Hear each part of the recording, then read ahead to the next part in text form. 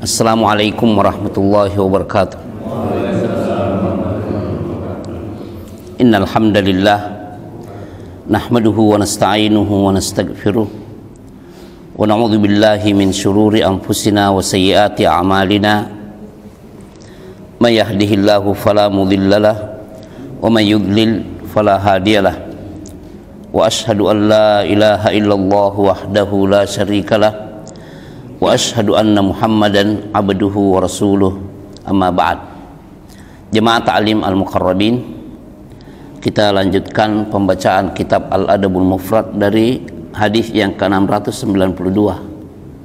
Abu Nu'man menceritakan kepada kami, ia berkata, Sa'id bin Zaid menceritakan kepada kami, ia berkata, Abdul Aziz bin Suhaib menceritakan kepada kami, ia berkata, Anas menceritakan kepadaku, ia berkata, apabila Nabi SAW hendak memasuki kamar kecil, beliau mengucapkan, Allahumma inni a'udzubika minal khubuthi wal khaba'ith. Ya Allah, sesungguhnya aku berlindung kepadamu dari syaitan laki-laki dan syaitan perempuan. Nah, ini karena judulnya adalah doa-doa Nabi SAW, maka ini diantaranya yang muqayyad. Muqayyad terikat dengan tempat, Pak, ya. Artinya beliau membaca ini ketika beliau sedang mau masuk, menjelang masuk, bukan sedang, ya, sebelum masuk ke dalam al-khala. Al-khala itu ya tempat pembuangan kotoran, apakah itu kencing ataupun berak, buang air besar atau buang air kecil. Al-khala namanya. Nah, disebutkan bahwa tempat yang seperti itu merupakan kandang setan-setan dan jin yang fasik. Kalau jin yang mukmin tidak, tetap memilih tempat-tempat yang baik, beribadah kepada Allah, dan makanannya yang bersih-bersih, seperti tulang-tulang hewan yang halal dimakan. Di situ bedanya. Waalaikumsalam warahmatullahi wabarakatuh.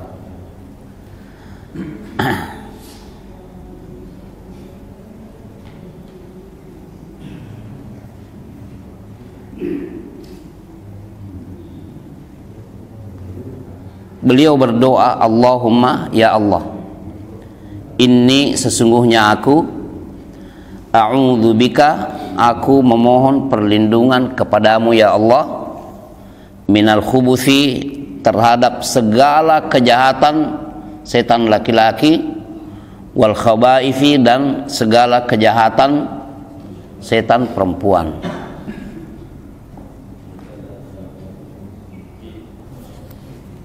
Apa bentuk kejahatan yang mungkin dilakukan oleh setan kepada kita?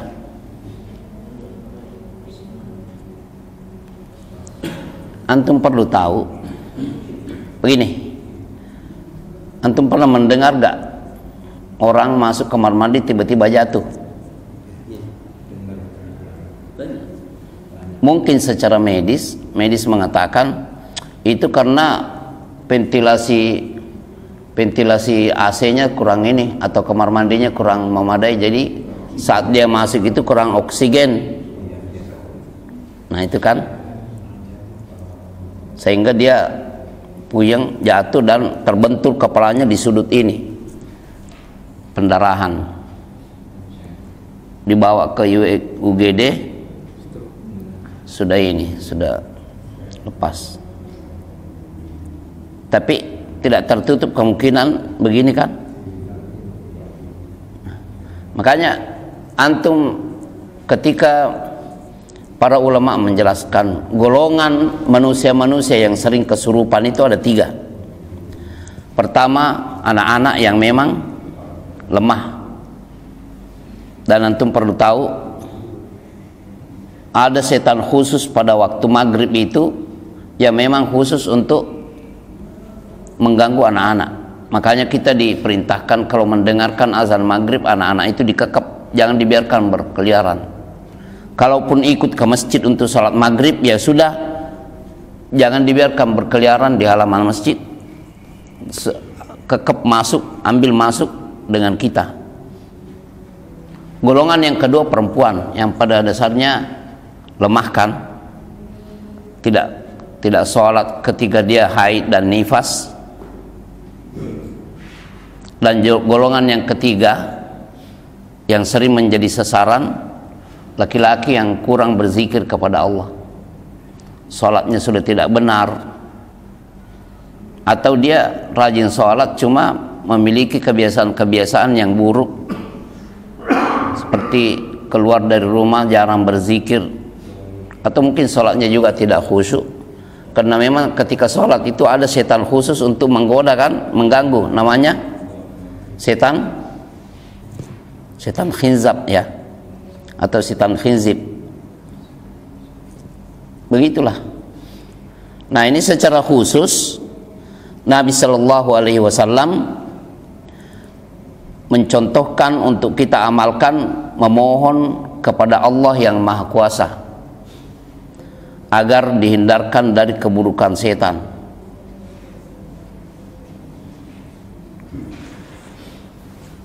Di dalam Sunan At-Tirmidzi dan juga Sunan Ibnu Majah, dan hadis ini disahihkan oleh Syekh Muhammad Nasiruddin Al-Albani rahimahullah di dua tempat, pertama di Sahihul Jami' dan juga di dalam Sahih Sunan Ibnu Majah, dari Ali bin Abi Thalib radhiyallahu anhu, anna Rasulullah sallallahu alaihi wasallam qala, Rasulullah sallallahu alaihi wasallam telah bersabda, satru ma baina ayunil jinni wa auratil bani adam idza dakhala ahaduhumul khala'a an yaqula bismillah.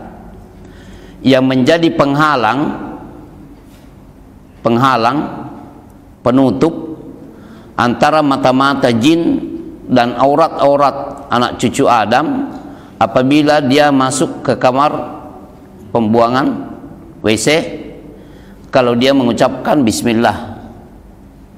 Nah, jadi bisa ditambah di sini tadi Allahumma inni a'udzubika minal khubuthi wal khaba'ith, bisa kita tambah bismillahi Allahumma inni a'udzubika minal khubuthi wal khaba'ith. Boleh juga Allahumma inni a'udzubika minal khubuthi wal khaba'ith bismillah. Karena ucapan bismillah inilah yang menjadi pelindung anak cucu Adam terhadap mata ya, terhadap mata pandangan setan jin terhadap aurat mereka.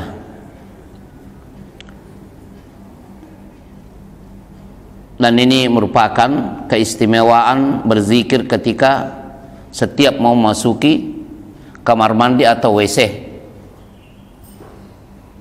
baik itu WC umum, kalau kita terpaksa masuk di WC umum, ya, begitu juga termasuk WC-WC dan kamar mandi yang ada di rumah kita. Kita mondar-mandir setiap hari, yang memanfaatkan inti untuk berzikir kepada Allah Subhanahu wa ta'ala.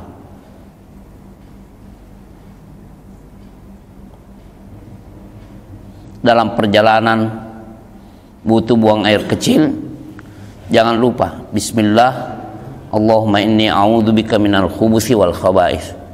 Coba ini Pak diulangi, bismillah Allahumma inni a'udzubika minal khubuthi wal khaba'ith. Ya, kandungan hadis. Satu, sunnah hukumnya membaca doa ini ketika hendak masuk ke tempat buang hajat adalah sesuatu yang telah disepakati atau ijma, dan tidak ada bedanya apakah berupa bangunan atau tanah lapang. Apa yang maksud dengan bangunan? Artinya terbangun secara paten seperti yang sekarang-sekarang. Kan terkadang al-khala itu cuma ini dikelilingi oleh pepohonan, tumbuh-tumbuhan, sehingga orang bisa masuk dari arah mana saja. Di situ pembuangan. Setelah itu ditimbun saja.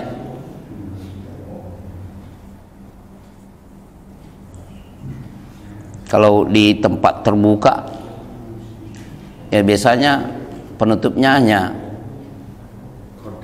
iya,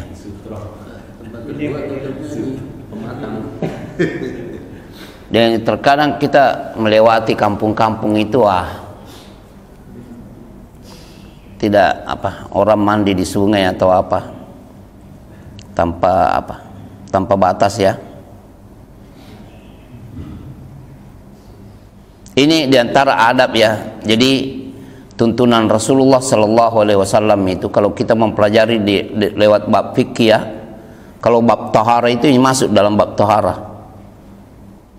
Artinya setelah membahas masalah jenis-jenis air yang bisa kita pergunakan untuk bersuci, apakah itu mandi atau berwudu atau penggantinya debu.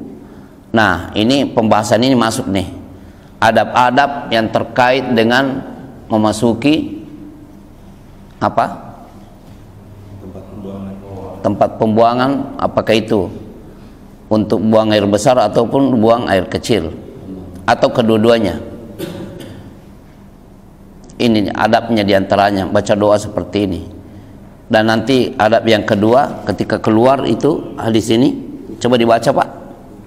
Dua, permohonan perlindungan Nabi SAW sebagai bentuk peribadahan. Beliau mengucapkannya dengan suara keras mengajarkan doa. Lihat ya, penghambaan diri kepada Allah termasuk dalam hal adab seperti ini.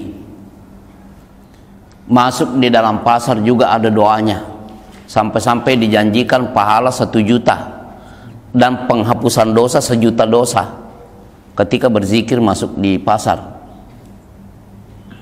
Makanya kalau jualan di pasar tuh perlu menghafal doa-doa yang terkait dengan masuk di pasar, beli sayur, biar mata kita ini tidak membelalak. Apalagi waktu-waktu begini nih, kunjungan ke pasar itu luar biasa Pak ya. Artinya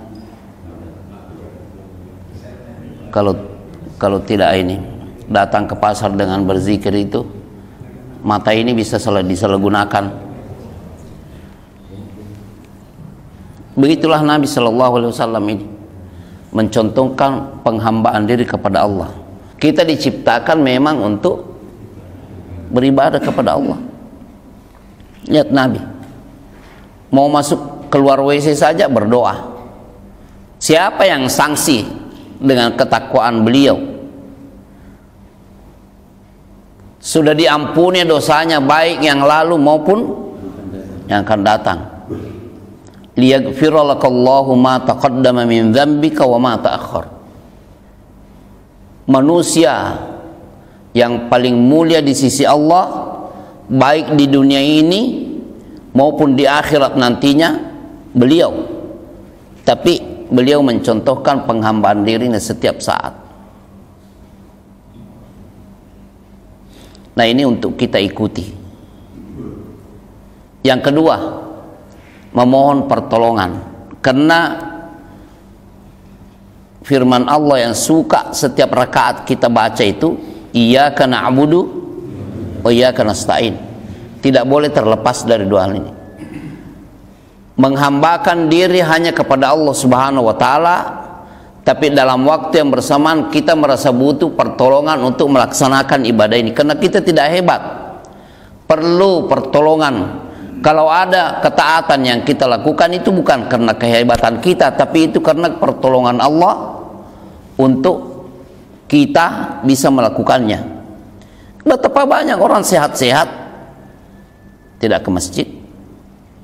Mengapa hari Id 1 kali dalam setahun, 2 kali dalam setahun itu begitu ramai, khususnya kalau habis puasa begini? Betapa ramainya kan orang. Tapi selama ini sholat wajib 5 waktu di masjid itu berapa yang datang ke masjid? Padahal kan ini dikumandangkan azan. Nah, ini menjelang Id ini jangan ada menggerutu deh malam-malam Id itu karena suara masjid. Makanya antum lihat, kalau sholat Id kan pagi ya, duhur masjid ramai atau sepi? Nah, kemana selama ini? Kan sholat duhur itu wajib, sholat tarawih apa hukumnya? Memang ada yang mencela antum kalau tidak sholat tarawih, tidak ada yang mencela. tidak ada celaan. Tapi tidak sholat duhur, wah. Kalau hanya alasan ketupat mah, kan bisa setiap saat ketupat itu apa salahnya makan 5 bungkus ketupat dulu, kemudian ke masjid sholat duhur sesudah itu. Tapi ingat ya, gunanya ada apa? Gunanya ada puasa 6 hari itu. Tapi itu disyariatkan mulai tanggal 2 ya, bukan hari tanggal 1-nya. Gunanya untuk ini, menjadi rem. Antum perlu tahu, banyak orang meninggal dunia pada bulan Syawal. Banyak. Antum tahu kan? Ya? Iya, karena tidak dikontrol. Tadinya kan terbiasa lambung ini sudah tertata, tiba-tiba berhadapan dengan semur jengkol, berhadapan dengan ini. Ya sudah, biasakan puasa 6 hari itu supaya kita tidak lepas kontrol. Ya. Ini supaya kita bagaimana tetap bersemangat dan ceria menghambakan diri kepada Allah sampai kita mati. Jadi bergembira dengan menghambakan diri kepada Allah dengan banyak berzikir, banyak berpuasa sunnah, sholat sunnah, sholat wajib dengan berjamaah. Jangan cuma bulan Ramadan semangat ini ada. Janji Allah kepada kita itu bukan bohong. Innal ladzina amanu wa amilus sholihati lahum jannatun tajri min tahtihal anhar. Mendapatkan taman-taman di surga yang mengalir di bawahnya sungai-sungai. Allah tidak berbohong. Innaka la tukhliful mi'ad. Allah tidak mengingkari janjinya. Jadi itu yang kekal.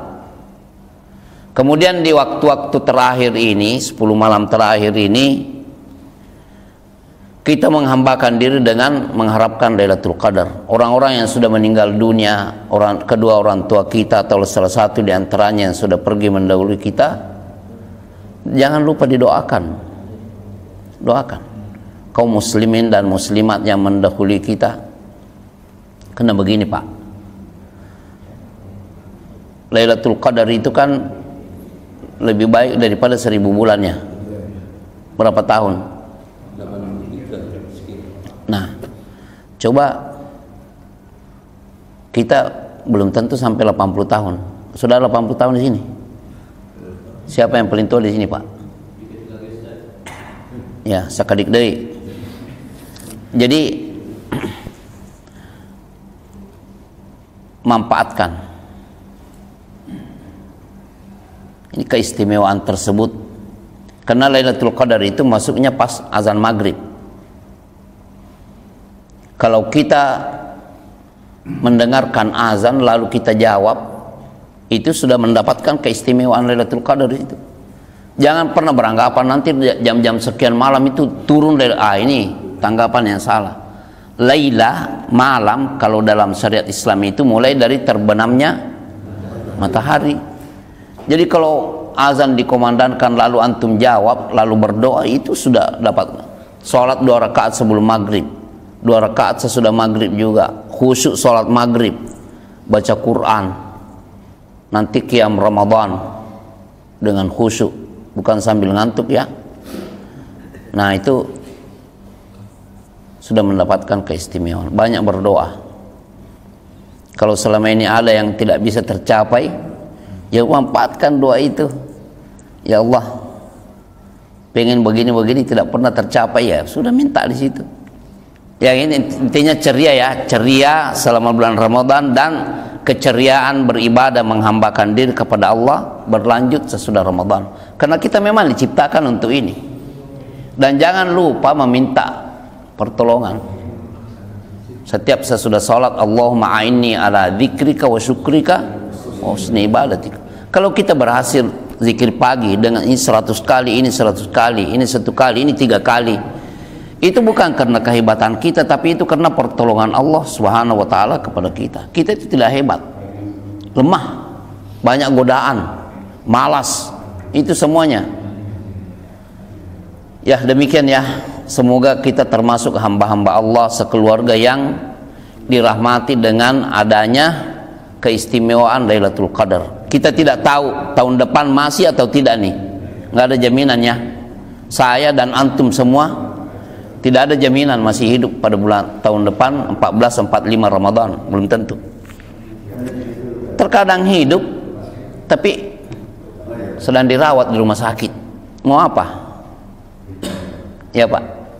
Nah, tadi terkait dengan Lailatul Qadar itu kita dapat tidak hanya di masjid artinya ya. Ya, ini juga bagus pertanyaan Pak Imam. Di rumah di mana? Ya, ada orang dia giring keluarganya dengan selimut bantalnya itu ke masjid pada malam. Ya, maksudnya prediksinya, ya kan memang dalam hadis itu usahakan mencari pada 10 malam terakhir ganjil. Kalau lemah, cari lagi di 7 malam terakhir ganjilnya. Ya, jadi kan 21, 23, 25, 27, 29. Ya, kalau lemah ya mundurkan ke sepekan itu. Di situ paling diharapkan. Dan ciri-cirinya itu malam tidak terlalu dingin dan tidak terlalu panas dalam hadis. Begitu juga paginya matahari ini tidak terlalu ini. Ya. Nah, manfaatnya dibikin gaib oleh Allah bagi kita supaya kita itu tetap giat beribadah 10 malam terakhir ini. Tidak mesti di masjid, Pak. Ibu-ibu yang menyiapkan sahur untuk suaminya dan keluarganya itu dapat pahala juga. Makanya biar di dapur walaupun pakaian seadanya tetap banyak berdoa. Karena Aisyah, wahai Rasulullah, kalau saya ketahui bahwa malam ini adalah malam, apa yang saya lakukan? Ucapkan, Allahumma innaka afuwun tuhibbul afwa fa'fu anni. Ya Allah, sesungguhnya Engkau Maha Pemaaf, dan Engkau mencintai memaafkan, maka maafkanlah aku. Banyak berzikir. Ya. Tapi kalau itikaf itu kan memang sunnahnya ya, Pak? Sunnah beliau mencontohkan, dan keluarga beliau setelah wafat juga itikaf juga. Beliau wafat, keluarga beliau, istri beliau itikaf juga. Dan menjelang beliau meninggal dunia sempat sampai itikaf di bulan Syawal juga. Dan gak harus semalam suntuk ya itikaf ya. Ya Pak. Gak harus semalam suntuk kan ya. Kalau terikat dengan waktu kantor, usahakan pulang kantor masuk ke masjid lagi, atau ganti pakaian dulu di rumah baru ke masjid. Kalau mau buka puasa atau sahur, minta keluarga antarkan ke masjid. Nanti kalau mau besok masuk kantor, kan biasanya kantor sampai hari berapa itu Pak? Amin 2. Ya udah, kalau terikat dengan kantor, ambil malamnya saja, sorenya dan malamnya, sahur dan buka puasa di masjid boleh. Ya, demikian Pak ya. Wa subhanakallahumma wa bihamdika asyhadu an la ilaha illa anta astaghfiruka wa atubu ilaik. Assalamualaikum warahmatullahi wabarakatuh.